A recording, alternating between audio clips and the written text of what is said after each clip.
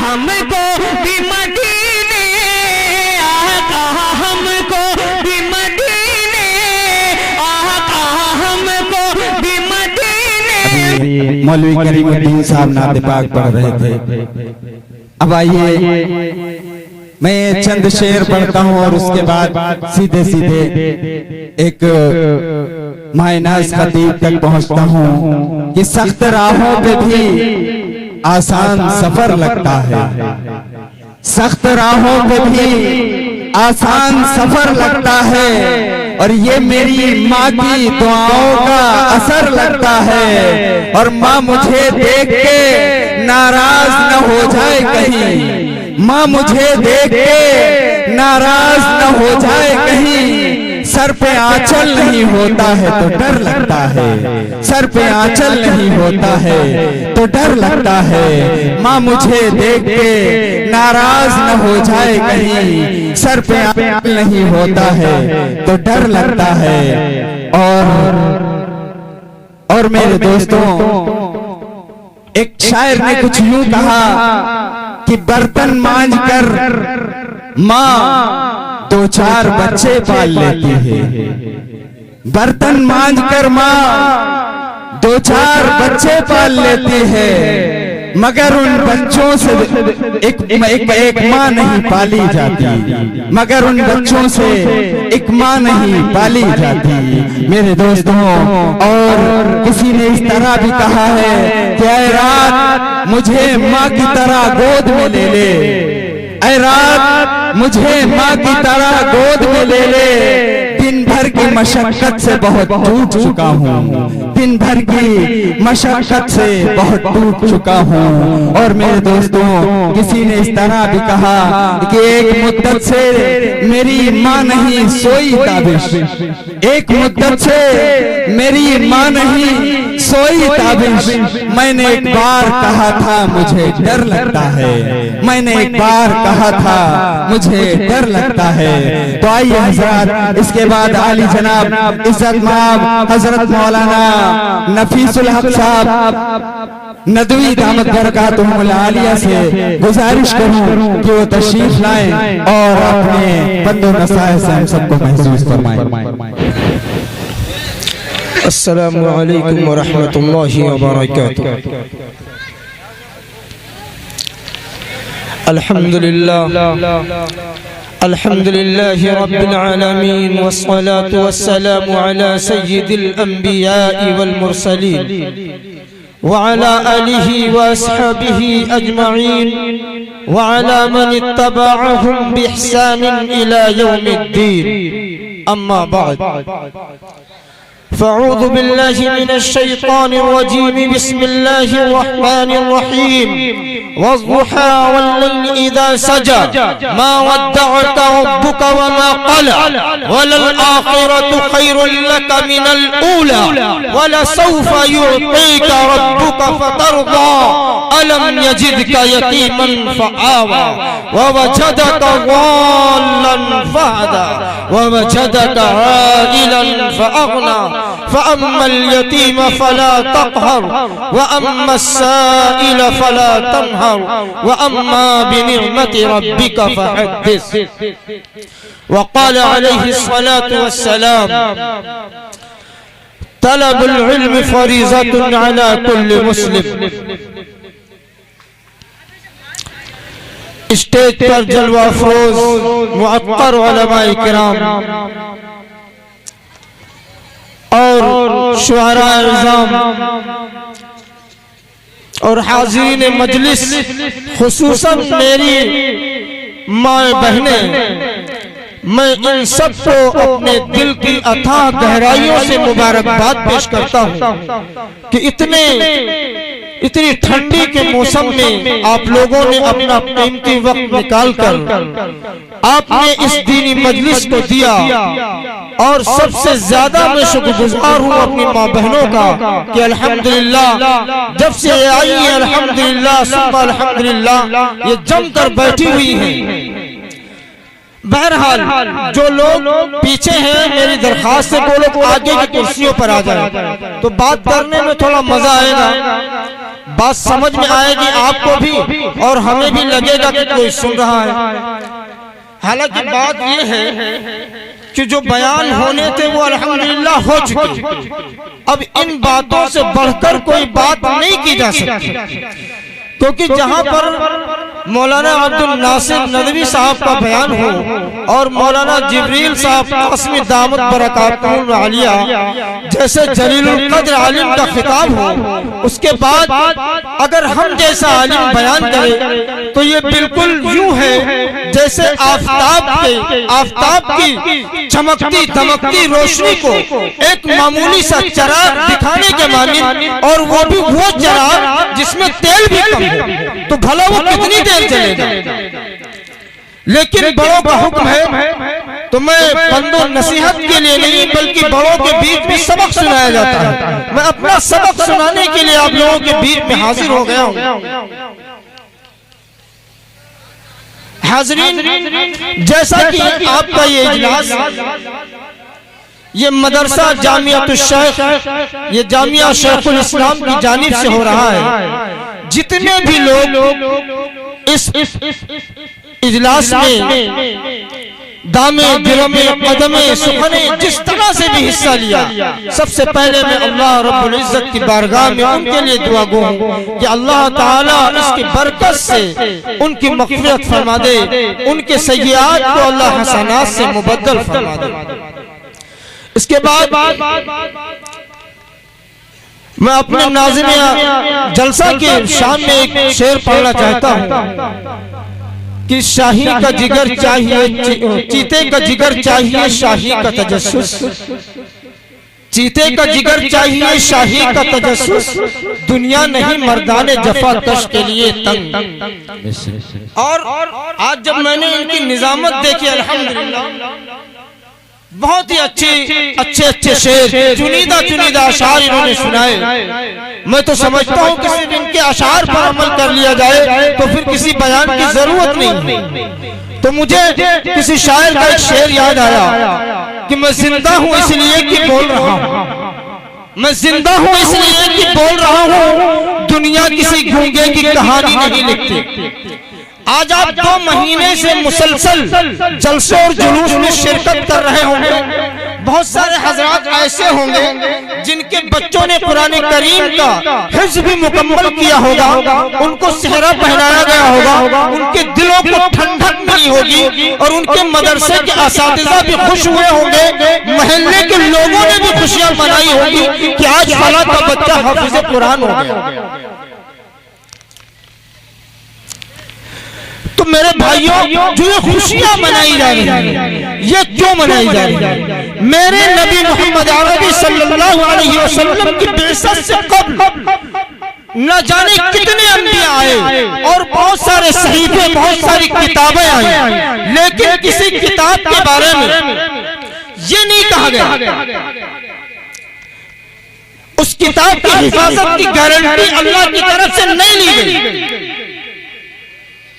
लेकिन जब अल्लाह रब्बुल इज्जत ने प्यारे आका मोहम्मद रसूलुल्लाह सल्लल्लाहु अलैहि वसल्लम को भेजा तो आपको खुद मौजिज़ बनाकर भेजा, और जो कलाम आपको दिया वो कलाम खुद मौजिज़।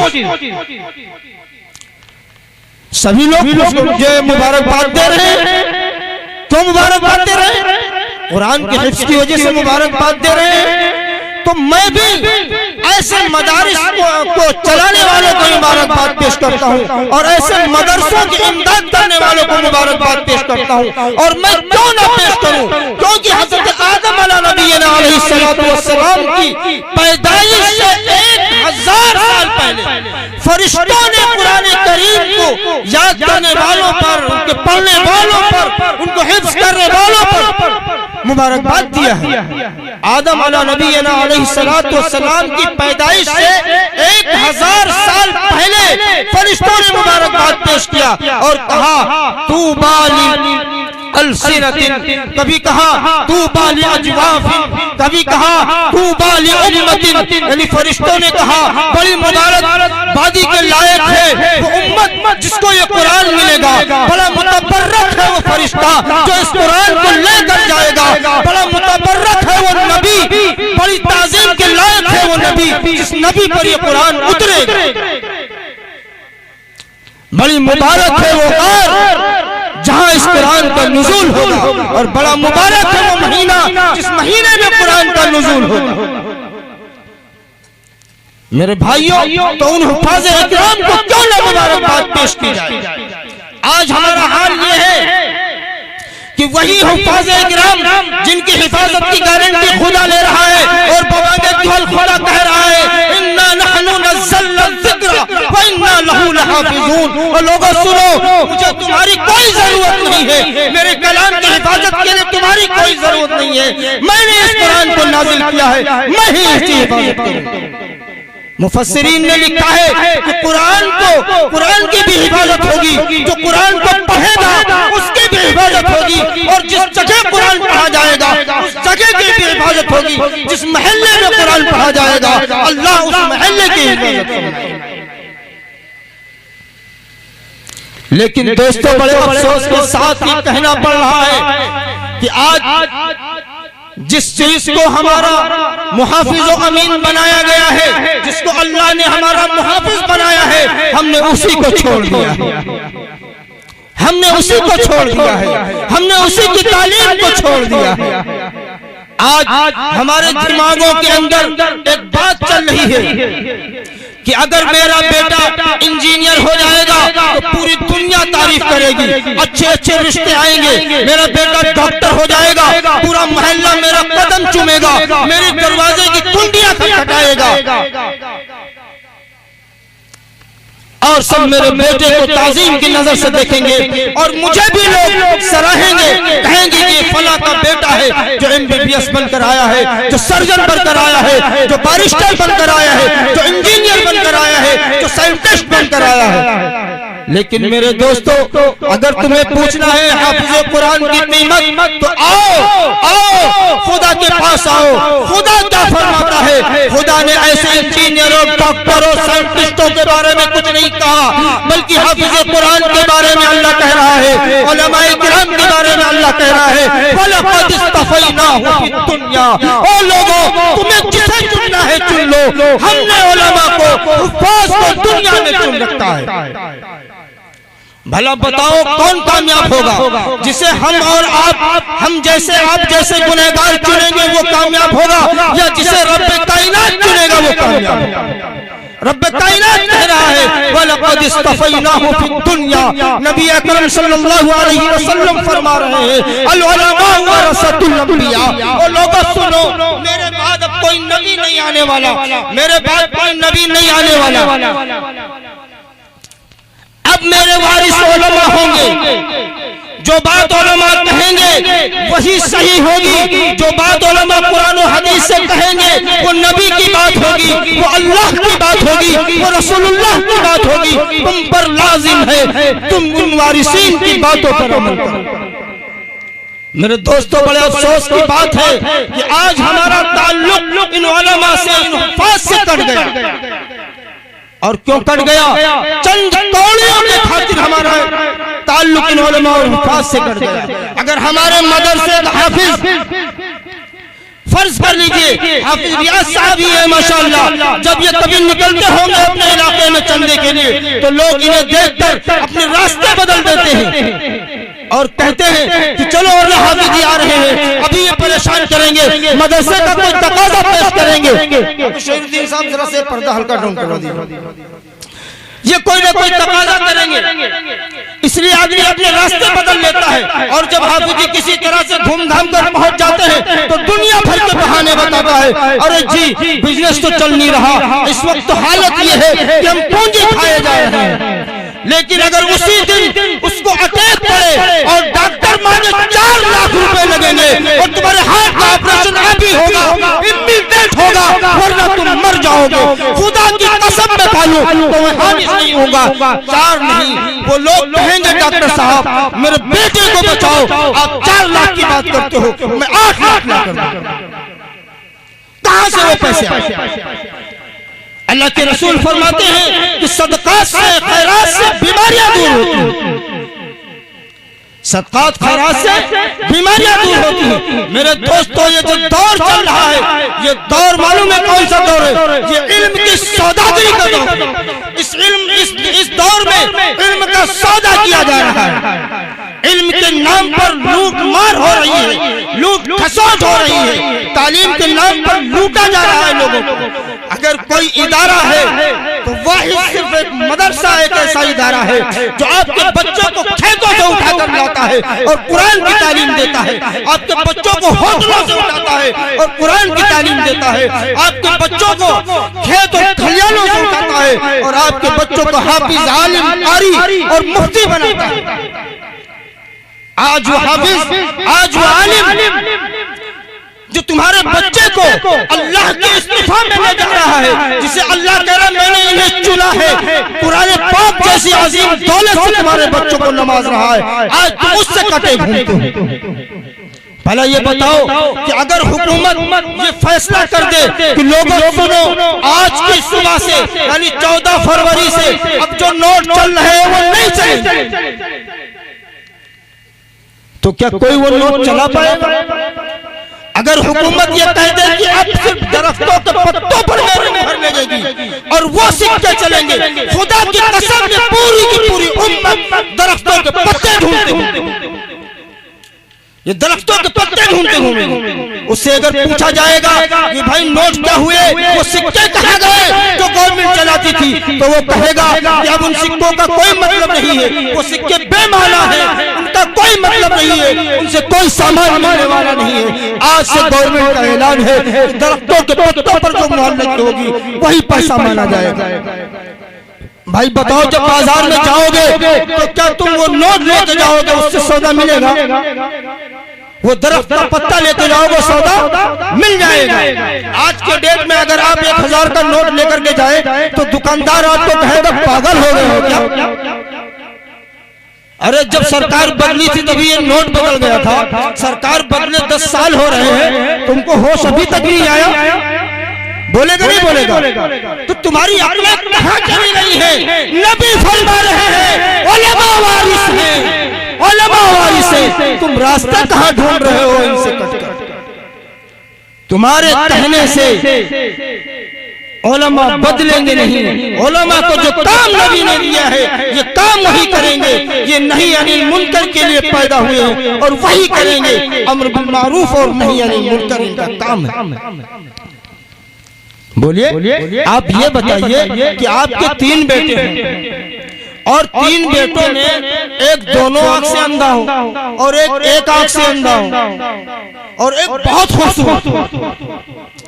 जब आप मरेंगे तो क्या आपकी जायदाद में ऐसा हिस्सा तो नहीं लगेगा कि आधे से ज्यादा अच्छे वाले को दे दिया जाए और उससे कम जिसकी एक आंख है उसको दे दिया जाए, जिसकी आंख ही नहीं उसको बिल्कुल न दिया जाए? क्या ऐसा हो सकता है? नहीं होगा। गवर्नमेंट भी बराबर का हिस्सा लगाएगी, शरीयत भी बराबर का हिस्सा लगाएगी, 4 पंचायत करने वाले आएंगे वो भी बराबर का हिस्सा लगाएंगे। अगर 10 बीघा जमीन आपके पास है तो 2.5 बीघे चारों बेटे पाएंगे, उसमें किसी का कोई हिस्सा कम नहीं होगा। अगर ये कहा जाए कि फला का बेटा डॉक्टर है, फला का बेटा बहुत बड़ा आलिम है, तुम्हारे बेटे से 1000 गुना खूबसूरत है, तो क्या तुम अपनी मीरास में उसे हिस्सा दोगे? क्या तुम्हें कोई कहे कि ये दुनिया का सबसे बड़ा आलिम है, इससे बड़ा कोई नहीं है और इनको नहीं दोगे, इनको अपने मीरास में हिस्सा दो, क्या आप दे पाओगे? क्या शरीयत दे पाएगी? क्या दुनिया का कोई कानून दे सकता है? नहीं दे सकता है। तो लोगों सुनो, नबी का फैसला है कि उलमा नबी के वारिस हैं, उलमा ही नहीं। अगर तुम अपनी बका चाहते हो तो तुम्हें उलमा से अपने ताल्लुकात को जोड़ रखना होगा। अगर तुम अपने बच्चों के रोशन मुस्तकबिल चाहते हो तो तुम्हें हाफिज रियाज साहब से मिलना होगा, उनके मदरसे में अपने बच्चों को भेजना होगा और शाना बशाना इनकी मदद करनी है। लोगों सुनो,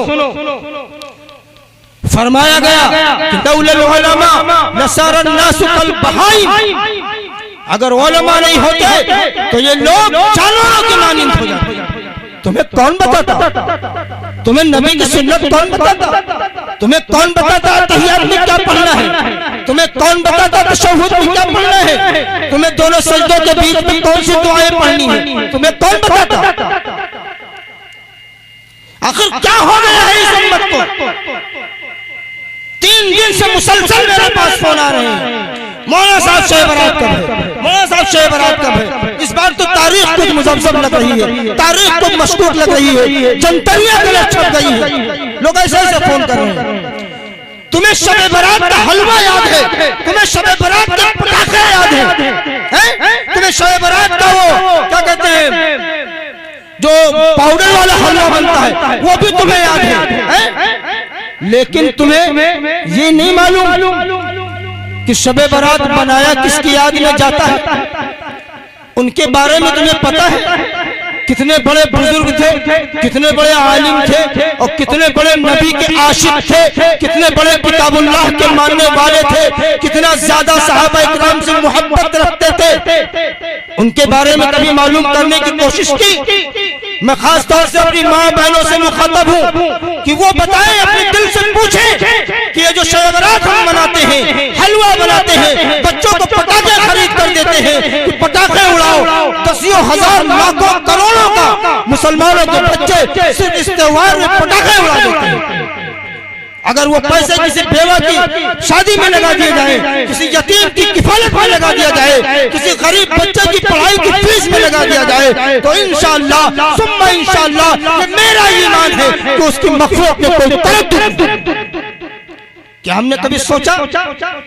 मैं अपनी माँ बहनों से मुखातब हूँ, मेरी माँ बहनों सोचो जरा कि तुमने हलवे को याद किया और हलवे वाले को कैसे भूल गई? ये हलवा आया कहां से? किसकी याद में हलवा बनाती हो? हैं? अपने पीर और मुर्शिद ख्वाजा अवैस करनी रहमतुल्लाहि अलैह के याद में हलवा बनाती हो। और मालूम है उनका प्यार आका सल्लल्लाहु अलैहि वसल्लम से कितना था। आपकी वालिदा सख्त बीमार है, हर वक्त खदशा लगा हुआ है कि अब दम निकले तब दम निकले। और ख्वाजा अवैस करनी रहमतुल्लाहि अलैह अल्लाह के रसूल सल्लल्लाहु अलैहि वसल्लम को खत लिखते हैं और कहते हैं कि अल्लाह के रसूल, तमाम लोगों ने सहाबियत का शर्फ हासिल कर लिया, मैं भी चाहता हूँ कि आपकी लिक़ा का शर्फ हासिल करूँ, मुझे भी लोग सहाबा कहे और मुझे भी रज़ी अल्लाहु अन्हु व रज़ू अन्हु का मुज़्दा मिल जाए। मेरे दोस्तों कुर्बान जाओ, अल्लाह के रसूल क्या फैसला सुनाते हैं? मेरी माँ बहनों गौर से सुनना।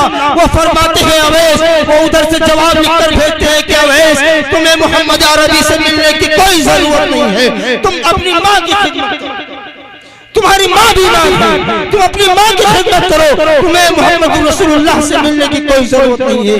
मोहम्मद रसूलुल्लाह की किताब पढ़ लेना, रसूलुल्लाह को जान जाओ। वो नहीं जाते। अलगरज होता यह है कि उसी असना में अल्लाह के रसूल सल्लल्लाहु अलैहि वसल्लम मालिक हकीकी से जा मिलते हैं और उससे पहले ही अल्लाह के रसूल सल्लल्लाहु अलैहि वसल्लम मिंबरे नबुव्वत पर खड़े होकर वसीयत करते हैं। हज़रत उमर को बुलाते हैं और कहते हैं, उमर याद रखना, मेरे बाद कर्न से एक शख्स आएगा जिसका नाम अवैस होगा, तुम मुझसे दुआ करवाना अपने लिए और अली तुम भी जाकर दुआ करवाना। अल्लाह, माँ की खिदमत से इतना बड़ा मकाम मिल रहा है। चुनांचे जब हज किए लोग आए, हजरत उमर रज़ी अल्लाह ताला अन्हु ने लोगों की कतारें लगवा दी और कहा कि लोगों सबको सब खड़े हो जाओ और कहा कि हजरत के जो लोग हैं वो बैठ जाए, कर्न के लोग खड़े रहे। फिर उसके बाद कहा, जब आपने देखा कई कबीले के लोग आए थे, एक के बाद दीगर कबीलों के नाम लिए और कहा फला कबीले के लोग खड़े रहे, फला कबीले का बैठ जाए। आखिर में कहा कि कर्न के लोग खड़े हो जाए और कहा सारे बैठ जाए, कर्नी लोग खड़े रहे। हजरत उमर ने देखा कि सिर्फ एक बंदा खड़ा है। हजरत उमर ने उनसे सवाल किया, क्या तुम कर्न से आए हो? उन्होंने कहा, जी हुजूर मैं कर्न से आया हूँ। कहा कि तुम्हारा नाम अवैस है? कहा नहीं नहीं, मेरा नाम अवैस नहीं है। बादशाह सलामत बताइए तो जरा, वो मेरा चचेरा भाई है, मेरी फूफी का लड़का है, वो जरा पागल सा है। हज़रत उमर गुस्सा में आ गए और कहा कि ज़बान खामोश कर, वो नहीं, तू पागल। तेरी हिम्मत कैसे हुई है ऐसे करने की शान में गुस्ताखी करने की? माँ की खिदमत का ये मकाम है। चुनांचे पूछा वो कहाँ है? कहा कि वो उधर ऊँट चराने गए हैं। हजरत उमर ने फौरन घोड़ा तैयार किया, हजरत अली को दावत दी और बुलाया। दोनों दौड़े दौड़े गए और अरफात के मैदान में जब जाते हैं तो देखते हैं एक तरफ ऊँट चल रहे हैं, एक तरफ एक पेड़ के नीचे हजरत अवैस करनी खड़े नमाज पढ़ रहे हैं। ये दोनों जाकर उनके पीछे खड़े हो जाते हैं। जब वो सलाम फेरते हैं मुतहय्यर हो जाते हैं। हजरत उमर आगे बढ़ते हैं, पूछते हैं, कहते हैं आपका नाम क्या है? वो कहते हैं अल्लाह का बंदा। हजरत अली पूछते हैं बताओ बताओ अपना असली नाम बताओ क्या है? वो कहते हैं अब्दुल्ला मेरा नाम है, मैं अल्लाह का बंदा हूँ। हजरत उमर कहते हैं मैं वो नहीं पूछ रहा, अब्दुल्ला तो मैं भी हूँ, अब्दुल्ला तो अली भी है, अब्दुल्ला तो अरफात के मैदान में जितने घूमने वाले हैं सब अब्दुल्ला है। पूरी कायनात में जितने भी इंसान घूम रहे हैं सब के सब अब्दुल्ला है। मैं तुमसे तो तुम्हारा वो नाम पूछना चाहता हूँ जो तुम्हारी माँ ने रखा है। मेरी माँ मैंने सुने क्या कहा कि मैं तुमसे वो नाम पूछना चाहता हूँ जो तुम्हारी माँ ने रखा है। फरमाया कि मुझे लोग अवैस कहते हैं, मैं मेरा नाम अवैस करनी है। फौरन हजरत अली ने आपका हाथ थाम लिया, हजरत उमर ने आपका हाथ थाम लिया और कहा कि मेरे लिए अल्लाह से दुआ फरमा दीजिए। क्या कहा कि मेरे लिए अल्लाह से दुआ फरमा दीजिए। हजरत अवैस करनी मुतहय्यर हो गए, परेशान हो गए कि आप वक्त के बादशाह हैं, आप खलीफा वक्त हैं, आपका नाम उमर इब्न खत्ताब है, पूरी दुनिया में उमर तुम्हारा डंका बजता है, मैं कौन होता हूँ तुम्हारे लिए दुआ करने? और अली तुम्हारे बारे में तो रसूलुल्लाह ने खुद फरमाया है अना मदीनतुल इल्म व बाबुहा अली, मैं इल्म का शहर हूँ, इसके दरवाजा हजरत अली है। अली उमर ने भी तुम्हारी तारीफ की है। एक मौके पर उमर ने कहा है कि लौला ताली लहलका उमर, तुम लोग इतने मुतफर्रक हो, इतने बाइज्जत हो, एक खलीफे वक्त है, एक दामाद रसूल है, मैं क्या दुआ करूं? कहा कि मैं मजबूर हूँ। रसूलुल्लाह ने अपने आखिरी वक्त में कहा था कि एक शख्स कर्न से आएगा जिसका नाम अवैस करनी होगा, तुम दोनों जाकर उनसे अपने लिए दुआएं करवा लेना। अवैस करनी ने पूछा कि आखिर इसकी वजह क्या है? मैं इतना बड़ा मुस्तजाब दावत बन कैसे गया? तो कहा कि रसूलुल्लाह ने बताया है कि अवैस ने अपनी वालिदा की ऐसी खिदमत की है, ऐसी खिदमत की है, ऐसी खिदमत की है कि अवैस अपने हाथ को उठाता है, अपने हाथों को नीचे भी नहीं करता है, अल्लाह उसकी दुआओं को कबूल कर लेता है। मेरे दोस्तों सुनो, माँ बाप की खिदमत से ऐसी चीज मिलती है कि तुम्हारी तकदीर ही बदल जाए। और आज हमारे नौजवानों का क्या हाल है?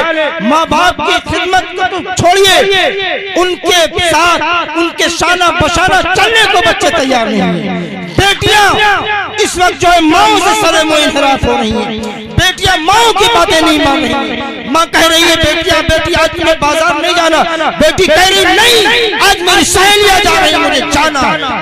उसको फातिमा की सुन्नत नहीं है। उसकी वजह सिर्फ और सिर्फ ये है कि हमने अपने घरों के अंदर रसूलुल्लाह की सुन्नत को दफन कर दिया है, हमने जिंदा नहीं किया, हमने सुन्नत फातिमा नहीं सिखाई। उसमें फातिमा हमारे घर में कभी नहीं सुनाया गया, कभी नहीं बताया गया। इसलिए आज मेरी बेटी और हमारे अमल ऐसे हैं। इसके बाद हम ये तमन्नाएं करते हैं कि अल्लाह पूरी दुनिया में मुसलमान परेशान, इस्लाम को मिटाने की साजिशें चल रही हैं। सब यही चाह रहे हैं कि मुसलमान यहाँ से खत्म हो जाए। अल्लाह तू अबाबील भेज दे, अल्लाह तू मूसा भेज दे, अल्लाह तू मूसा की आसा भेज दे, ये तमन्नाएं करते हैं। अल्लाह तू वो आग भेज दे, वो हवा भेज दे जो खलील की आग को ठंडा किया, ये दुआएं मांगते हैं। तुम पियोगे शराब, खेलोगे जुआ, खाओगे सूद, बोलोगे झूठ, मारोगे हक, उसके बाद तुम्हारी मदद के लिए अबाबील आएंगे।